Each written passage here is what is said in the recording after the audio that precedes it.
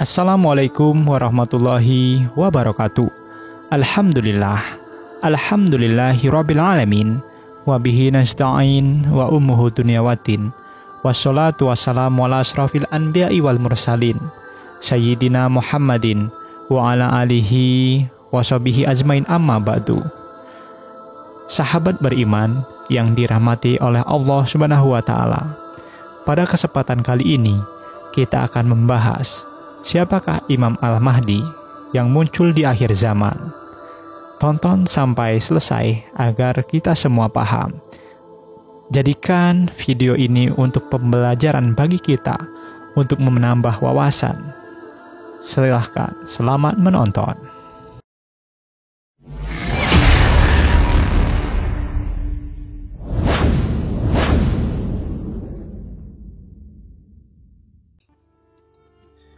Setelah Dajjal muncul ke dunia pada hari akhir menjelang kiamat, muncullah seorang laki-laki yang akan tampil sebagai pemimpin yang adil.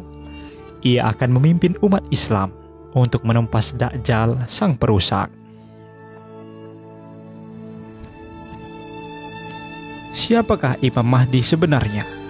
Menurut bahasa, Al-Mahdi berarti orang yang diberi petunjuk, sedangkan dalam bidang kepemimpinan dan kenegaraan, Al-Mahdi berarti pemimpin yang melaksanakan syariat Allah dan berlaku adil kepada rakyatnya tanpa membeda-bedakan.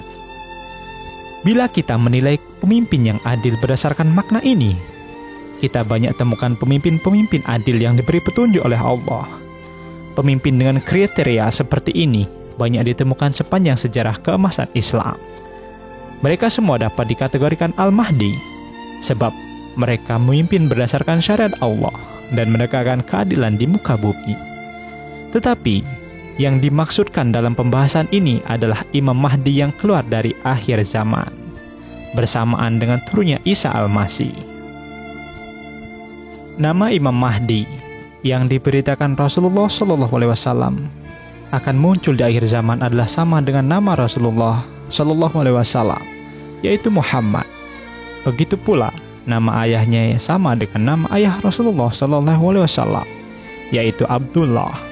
Hal ini sesuai dengan sabda Rasulullah SAW yang artinya, seandainya dunia hanya tinggal sehari, Allah pasti akan memanjangkan hari itu sampai Allah mengutus seorang laki-laki dariku atau dari keluargaku yang namanya sama dengan namaku dan nama ayahnya sama dengan nama ayahku. Hadis riwayat Abu Dawud. Itulah Imam Mahdi Akbar yang akan muncul pada akhir zaman. Tetapi Imam Mahdi menurut makna bahasa telah dan akan terus bermunculan. Sebagaimana Ibnu Taimiyah mengatakan,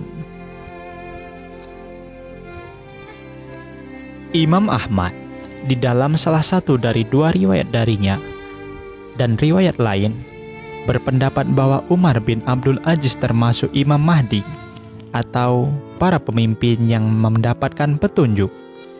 Tidak diragukan bahwa ia adalah seorang yang mendapat petunjuk, tetapi ia bukan Imam Mahdi yang akan keluar di akhir zaman. Jadi, Imam Mahdi di sisi kebaikan dan petunjuk sama seperti Dajjal di sisi kejahatan dan kesesatan. Di samping Dajjal Akbar yang memiliki keanehan-keanehan, ada pula Dajjal-Dajjal kecil yang memiliki sifat pendusta. Begitu pula, di samping pemimpin Imam Mahdi Akbar, ada pula pemimpin-pemimpin Mahdi Rashid mendapatkan petunjuk dari arahan dari Allah Subhanahu wa ta'ala. Imam Mahdi Akbar yang akan muncul pada akhir zaman adalah seorang pria agung yang berperilaku dan berbudi pekerti seperti Rasulullah SAW. Hal ini sebagaimana hadis dari Ali bin Abi Thalib radhiyallahu anhu bahwa Rasulullah SAW bersabda yang artinya, Imam Mahdi itu menyerupai Rasulullah SAW dalam hal budi pekertinya, tetapi tidak menyamai dalam bentuk rupa atau bentuk tubuhnya, yakni tidak serupa perihal sifat-sifat badaniyah. Hadis riwayat Abu Dawud. Ciri-ciri Imam Mahdi. Ciri-ciri Imam Mahdi sangatlah banyak, tetapi di antara ciri yang paling menonjol untuk mengenal Imam Mahdi adalah Allah mempersiapkannya menjadi khalifah dan memimpin umat Islam di akhir zaman. Kemudian, ini diberikan kepada Allah dengan cara Dia memberinya kesalihan dalam semalam. Maksudnya, Allah membenahi hal ihwal keagamaannya sehingga ia menjadi Imam Mahdi dalam semalam. Sebagaimana Rasulullah Shallallahu Alaihi Wasallam bersabda yang artinya, Imam Mahdi berasal dari keturunan kami, Ahlul Bait. Allah akan membenahi hal ihwalnya dalam satu malam. Hadis riwayat Imam Ahmad dari Ali radhiyallahu anhu. Menurut Muslih Abdul Karim, ucapan Rasulullah Shallallahu Alaihi Wasallam di atas mengandung dua penafsiran, yaitu sebagai berikut. Yang pertama, sebelum menjadi Imam Mahdi, ia mempunyai beberapa kekurangan kecil. Kemudian Allah Subhanahu wa Ta'ala mengampuni dosa-dosanya, menunjukkan jalan yang lurus, kemudian menurunkan ilham-ilhamnya kepadanya.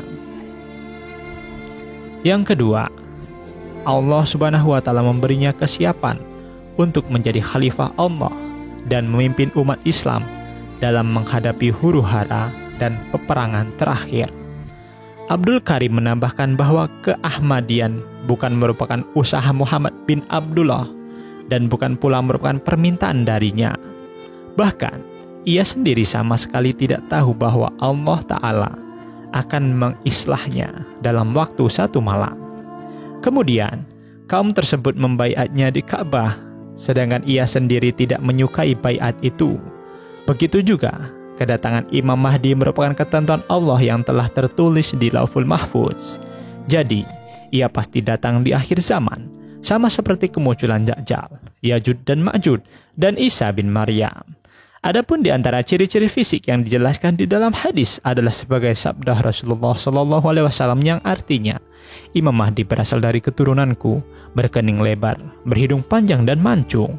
Hadis riwayat Abu Dawud dan Al-Hakim dari Abu Sa'id Al-Khudri. Dalam riwayat lain, Rasulullah Shallallahu Alaihi Wasallam bersabda yang artinya, Imam Mahdi adalah seorang lelaki dari keturunanku, wajahnya seperti bintang yang bercahaya terang. Hadis riwayat Nuaim dari Huzaifah radhiyallahu anhu. Dalam riwayat yang sama, Rasulullah bersabda, yang artinya Imam Mahdi adalah seorang lelaki dari keturunanku, warna kulitnya seperti warna kulit orang Arab, dan fisiknya seperti fisik orang Israel. Hadis riwayat Abu Nuaim dari Huzaifah radhiyallahu anhu. Ciri lainnya adalah asal-usul Imam Mahdi adalah berasal dari keturunan Nabi Muhammad SAW. Sebagaimana sabda beliau yang artinya, Imam Mahdi berasal dari keluargaku, dari anak Fatimah. Hadis riwayat Abu Dawud.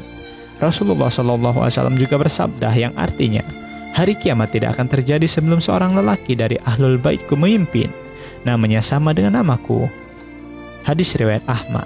Dalam riwayat lain Rasulullah juga bersabda, seandainya dunia hanya tinggal sehari, Allah pasti akan memanjangkan hari itu sampai Allah mengutus seorang laki-laki dariku atau dari keluargaku yang namanya sama dengan namaku dan nama ayahnya sama dengan nama ayahku.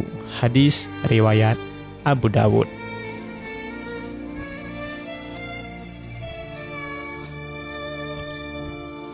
Masa kepemimpinan Imam Mahdi. Imam Mahdi di saat menjadi pemimpin umat Islam, Nabi Isa bin Maryam turun dari langit. Kemudian keduanya sama-sama menjalankan syariat Nabi Muhammad SAW, memenuhi keadilan di muka bumi, merusak salib, membunuh babi, dan melaksanakan tugas-tugas lainnya. Kedudukan Imam Mahdi kelak adalah di negara Arab, tapi hukum pemerintahnya merata ke seluruh penjuru dunia. Adapun yang merumuskan pemerintahan Imam Mahdi di negara-negara selain Arab, seperti Indonesia dan sebagainya, hanya cukup diwakilkan kepada para ajudannya. Sebab Imam Mahdi itu mempunyai beberapa ajudan dari waliullah bangsa Ajam atau selain Arab yang dipercaya untuk menjalankan hukum pemerintah Imam Mahdi terhadap bangsa asing. Sebagaimana sabda Rasulullah SAW yang artinya, seandainya dunia hanya tinggal sehari, Allah pasti akan memanjangkan hari itu sampai Allah mengutus seorang laki-laki dariku atau dari keluargaku yang namanya sama dengan nama ayahku. namaku dan nama ayahnya sama dengan nama ayahku. Hadis riwayat Abu Dawud. Kelak pada zaman Imam Mahdi, agama Islam akan menjadi mulia kembali setelah dinistakan banyak orang. Orang-orang yang jelek perbuatannya akan mati. Segala fitnah menjadi sirna. Tidak ada gigolo dan pelacur. Tidak ada riba. Tidak ada orang yang minum arak. Semua orang merasa tentram dan damai. Di semua tempat terjalin tali rasa persaudaraan. Orang yang tadinya miskin bisa menjadi kaya. Kehidupan manusia sangat mulia dan sejahtera, serta murah sandang pangan, sampai-sampai tidak ada lagi yang mau menerima sedekah. Hal tersebut didasarkan pada sabda Rasulullah Shallallahu Alaihi Wasallam yang artinya, Imam Mahdi itu lebar dahinya, mancung hidungnya, seluruh isi bumi olehnya dipenuhi dengan kejujuran dan keadilan, sebagaimana yang sebelum itu penuh dengan kezaliman dan penganiayaan. Imam Mahdi menegakkan syariat Islam serta menghidup-hidupkan apa-apa yang sudah tercecer dari sunnah Rasulullah Shallallahu Alaihi Wasallam. Sejak itu Islam menjadi jaya dan luhur kalimatnya, yakni saat kekuasaan Imam Mahdi tersebut sehingga dapatlah ditetapkan pemerintahannya di atas bumi. Hadis riwayat Abu Dawud. Dalam riwayat lain, Rasulullah Shallallahu Alaihi Wasallam bersabda, yang artinya Imam Mahdi dikaruniai ketetapan kekuasaan dan di masa pemerintahannya amat luaslah rezeki umat, karena memang betul-betul berlaku adil dan banyak pula harta yang diberikan. Ia menyebar-nyebarkan harta itu dengan merata sekali tanpa jumlah sama sekali. Hadis riwayat Imam Muslim. Imam Mahdi dari keluarga Nabi Muhammad SAW.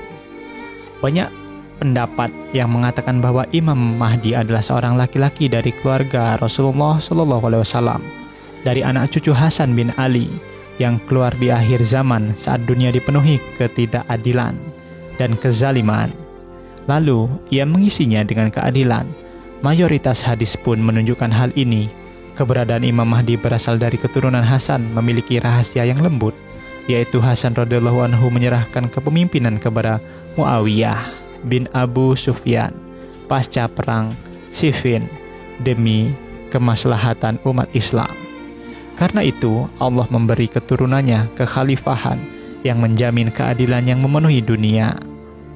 Ini merupakan sunnah Allah yang berlaku bagi hamba-hambanya. Siapa yang meninggalkan sesuatu karena Allah, maka Allah akan memberinya atau keluarganya sesuatu yang lebih baik dari yang ditinggalkannya. Kondisi ini tidak ada pada Husain alaihi salam, sebab ia menginginkan kekhalifahan, berperang untuknya, namun tidak berhasil mendapatkannya. Namun, ada pula pendapat yang mengatakan bahwa Imam Mahdi akan lahir dari keturunan Hasan dari pihak ayah dan Husain dari pihak ibu. Dan ada pula yang berpendapat bahwa Imam Mahdi berasal dari keturunan Husain dari pihak ayah dan Hasan dari pihak ibu. Kondisi umat Islam pada masa kepemimpinan Imam Mahdi. Pada saat Imam Mahdi akan muncul, dunia sedang dilanda pertempuran dahsyat. Peperangan besar tersebut terjadi antara umat Islam dan Bani Asfar atau bangsa Eropa, Amerika, dan Australia. Awalnya umat Islam dan Bani Asfar bersekutu melawan satu musuh. Tetapi karena suatu peristiwa akhirnya mereka mengkhianati perjanjian damai itu dan mengadakan permusuhan terhadap umat Islam. Hal tersebut didasarkan pada sabda Rasulullah SAW yang artinya, "Wahai Auf, ada 6 perkara sebelum terjadi kiamat: kematian Nabi kalian, penaklukan Baitul Maqdis, kemudian kematian massal akibat penyakit kuas, seperti kambing terkena penyakit kuas, harta benda berlimpah sehingga apabila seorang diberi gaji 100 dinar maka ia akan kesal. Kemudian Bani Asfar datang kepada kalian di bawah 80 bendera, di mana setiap benderanya menghimpun 12.000 pasukan." Hadis riwayat Bukhari, Ahmad, dan Tabrani dari Mu'az.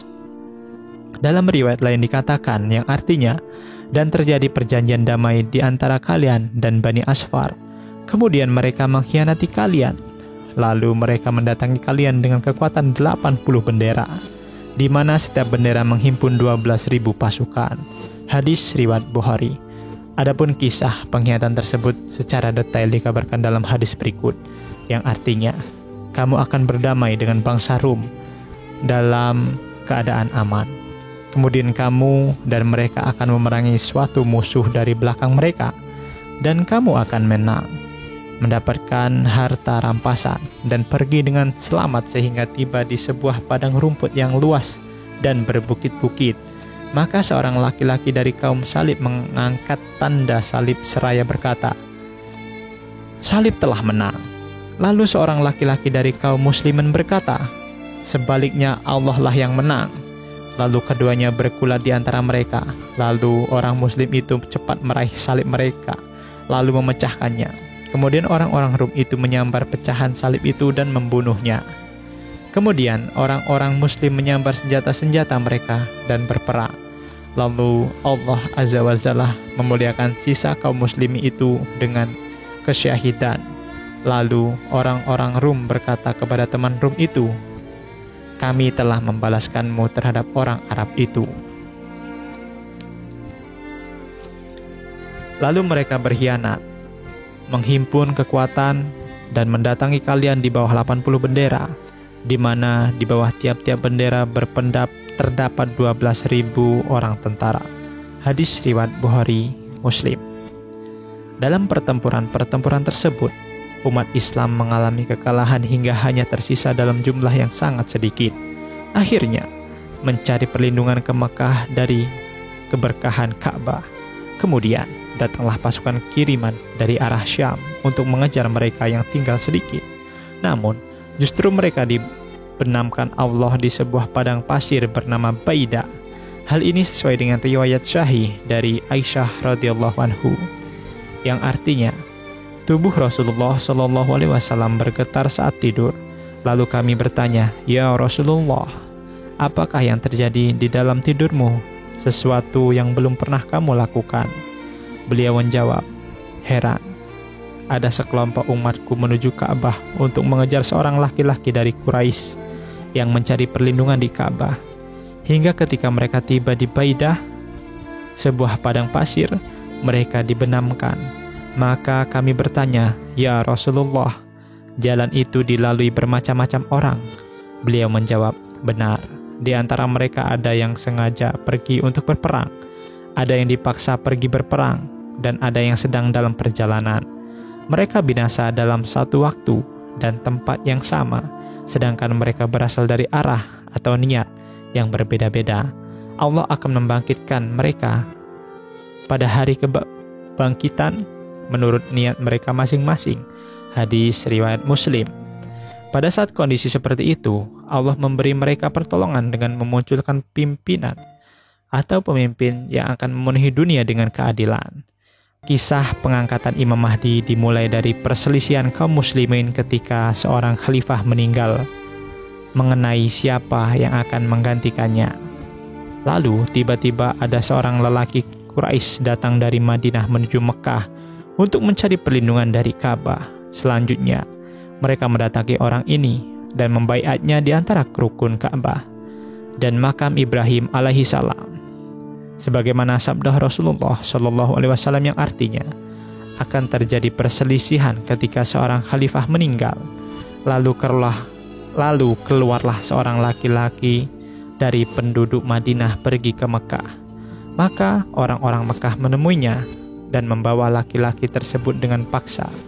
Kemudian mereka membaiatnya antara sudut Ka'bah dan makam Ibrahim. Hadis riwayat Ahmad dan Abu Dawud dari Ummu Salamah.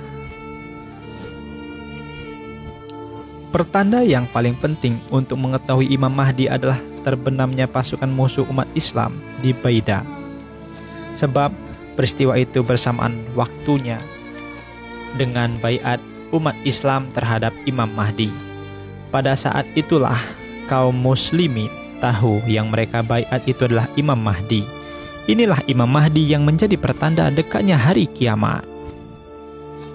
Masa Imam Mahdi di bumi. Imam Mahdi menguasai pemerintahan di dunia tidak lebih dari 7 tahun. Beliau kelak akan dipanggil atau diwafatkan oleh Allah di Kufah. Tapi panggilannya Imam Mahdi adalah setelah terlibat pertempuran dengan Dajjal dan setelah bertemu dengan Nabi Isa alaihi salam. Hal tersebut didasarkan pada sabda Rasulullah Shallallahu alaihi wasallam yang artinya, dan ia, Imam Mahdi, menetap selama 7 tahun. Hadis riwayat Abu Dawud. Setelah itu datanglah Dajjal, lalu turunlah Nabi Isa alaihi salam. Kemudian Imam Mahdi dan Nabi Isa alaihi salam berjuang bersama mengalahkan Dajjal, sebagaimana sabda Rasulullah Shallallahu alaihi wasallam yang artinya, dan setelah itu turunlah Dajjal, kemudian turunlah Nabi Isa alaihi salam. Lalu Nabi Isa dan Imam Mahdi saling tolong menolong untuk membunuh Dajjal. Lalu Imam Mahdi meninggal dunia dan orang-orang Islam pun menyembayangkan jenazahnya. Jadi Imam Mahdi akan berada di bumi kurang lebih selama 7 tahun. Selama masanya di bumi tersebut, beliau akan berjuang dengan Nabi Isa alaihissalam untuk membunuh Dajjal. Demikianlah penjelasan tentang siapakah Imam Mahdi sebenarnya. Semua didasarkan oleh sabda Rasulullah Shallallahu alaihi wasallam yang telah disepakati sebagian ulama. Semoga kita semua dapat mempelajari, dapat memahami, dan semoga kita semua diampuni dosa-dosanya. Demikian, terima kasih. Wabillahi taufiq wal hidayah, waridha wal inayah. Wassalamualaikum warahmatullahi wabarakatuh.